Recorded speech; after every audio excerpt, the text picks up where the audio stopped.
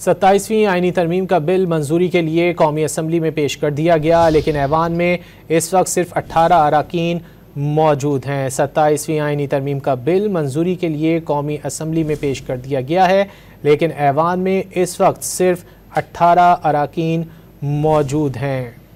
इस वक्त ऐवान में हुकूमत और अपोजिशन के 9 अरकान मौजूद हैं।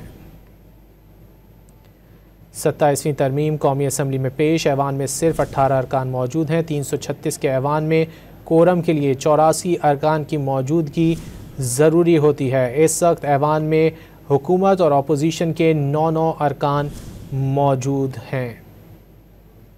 27वीं आईनी तरमीम का बिल मंजूरी के लिए कौमी असम्बली में भी पेश कर दिया गया है। वफाकी वज़ीर क़ानून आज़म नज़ीर तारड़ की जानिब से आज सुबह ये बिल कौमी असम्बली में भी पेश किया गया, लेकिन इस वक्त ऐवान में सिर्फ 18 अरकान मौजूद हैं।